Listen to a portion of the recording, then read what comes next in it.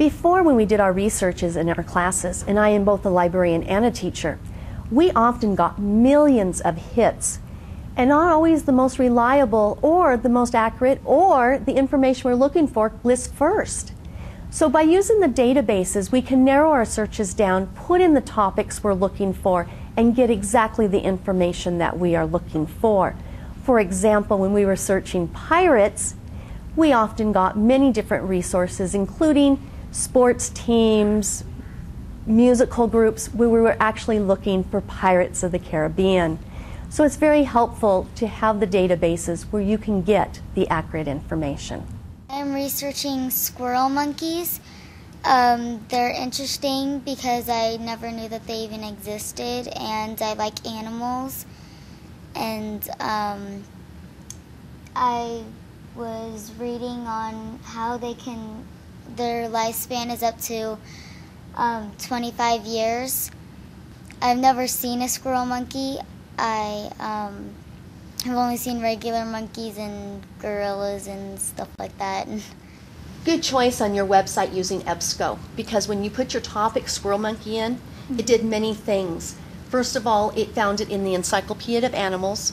It also will find it in magazines, so you can get the current information. You can learn if it's endangered. You can learn about its habitat and everything else going on in the world right now. So you did an excellent job finding this particular source. In science, we're doing cell cities. So me and my partner are doing it on plant cells. When we went to Google, we got over 12,000 answers to our search. And when I went onto the database, I got only a dozen. And it just really helps. It's better than Google. The problem she identified is we have received so much information in our society today.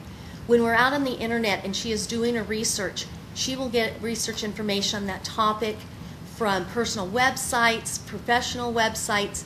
How do you know if the information is accurate?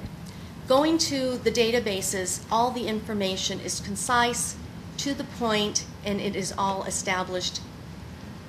These databases had helped to filter out all the unreliable websites that are out there.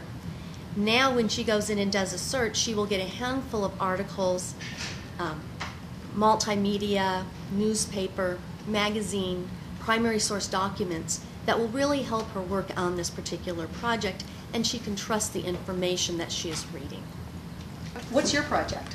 I'm working on cells in science. We're learning about cell parts, like the endoplasmic reticulum. I'm going to go to the Science Resource Center, and I clicked on cells. And I'm going to scroll down, and it gives me a bunch of things that I can click on. And it gives me a bunch of information. The cell structure, pictures, differences between animal and plant cells. Are you surprised at all about all the information that's there? Yeah, I've never been on this website. Can you describe the website? Does it seem like there's a lot? Yeah, there's a lot of information. I couldn't find it, I couldn't go to Google and find everything. But this has everything that I need. I'm a physical science teacher, middle school, 7th and 8th grade, and I'm most familiar with Gale, which is a science-specific database, and I found that it has a wealth of information about every topic I teach. It's updated weekly, and in science, things are changing all the time. My project is on rocks and minerals, mainly the rock cycle, because, well, it's a really interesting place, and I want to be a geologist when I grow, but it's very interesting because, well, you can go, it gives you a lot of information, and sometimes it'll give you some pictures. It sounds like you found a pretty good website. Which one are you at? Where are you? I'm at Gale Infamous, the Science Resource Center. My project is on social studies on World War I in the United States, and I'm searching on it right now. The particular database that she has chosen is the history database. It is so useful for her because she can go in and look at current events, get the current information, get all the primary source documents This is a really reliable website. It is not like going onto Google or any of the other search engines and receiving information. This information is accurate and good, and we can use it towards any of our projects, and we can know that the information is current. I'm a social studies teacher here at Clayton Middle School, and my students and I use ABC Clio quite often. It's a very valuable resource, this database, because it allows my students to go in and look at different themes and events throughout U.S. history, world history, government. They can access primary sources on there and analyze these, which leads to a much richer learning experience in the classroom.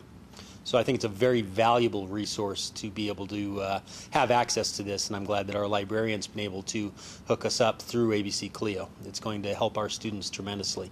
Looking at wars, American Indian wars, it's actually pretty hard to find out about the war, and it's like really cool about learning about the history and the culture, and the wars are like really powerful and really strong. When you start a project, your topics are so broad you need to narrow it down. One of the great advantages of the databases is off to the left-hand side, it will actually narrow your searches down for you. So you don't have to just talk about the war. What aspect of the war do you want to know? How it began, a particular battle, a particular person, and you can click and narrow that search down. So instead of going onto the internet and getting a Google search of hundreds of thousands of websites, this will take them to about a dozen really good websites that will help them with their particular project and narrowing it down. What are you doing? I'm studying about pollution, and here are the types of pollution that there is, like water pollution and air pollution. So tell us about your research there. What are you doing there? Here are the types of pollution. So, like, it gives you paragraphs about like the kind of pollution that you're looking for. And the benefit of the database that she has chosen is, besides getting just the current information, she can also click on and go to current magazines. She can go to academic journals, to newspapers, multimedia, where she can see pictures, she can watch videos, and she can also go out to other websites that are safe for anybody to go and visit. My project is World History. I know you're finding so many articles, but one of the great advantages of the online databases is you can actually email all these articles home to yourself, and that way when you get home you'll be able to have them there. But in the meantime, related articles are down the right-hand side. So if you want a biography, or if you need an image, which is a picture, or if you would like to look at the different places, you can scroll down. I work with math this year, and I've worked with language arts in previous years. So this year in math, they can go on to different math websites and find out how to do part of their assignment and find out any information that they didn't catch in class and actually do the assignments, as well as find out if they've done it correctly. Also, parents can go to the different websites and refresh themselves on geometry, algebra, etc., so that they can be up to date and kind of get the refresher course so they can actually work with their children, because many parents at this age, they don't know where to even start and help them. Just a few short years ago, many of our students weren't allowed to use the internet because their parents did not feel that they would be safe at our schools using the resources. Now, with the databases are in play, 95% of our students can now use the internet at school, and their parents feel that they are safe. These databases are filtered out for any inappropriate materials for our students. I'm a parent volunteer at middle school. I'm a parent of a high schooler. And recently I found out about EBSCO, a wonderful database resource.